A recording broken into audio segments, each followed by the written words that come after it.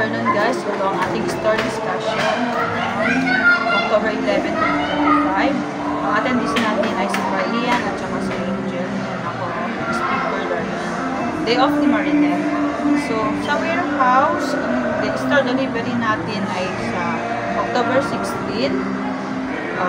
Yung warehouse request inventory natin ay Premium Kids Royal Blue size 10 and 12, Premium Cotton Fuchsia size XS, TIT Dry Fit Apple Green size XS. May new product tayo, new item, pink color, hindi siya new item, kumbaga new colors ng pink color, cream, peach, mint green, brown, and satin green. Brown. Kaya pwede na tayong mag-order. Sa website naman, may new pages ng billiard collection. Sa Save Reply, may yung topic dito ay Planner 2026 collection at saka exclusive planner. Sa OLM naman, yung new approved marketings ng SPI bundle with shirt.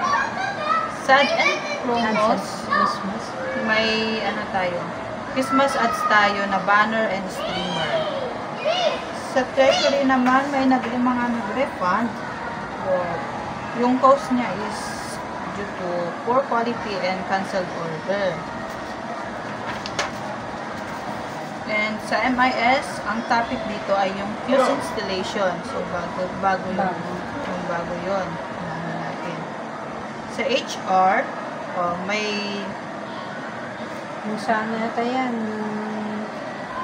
may workshop tayo, Ate Pry, sa Lunes.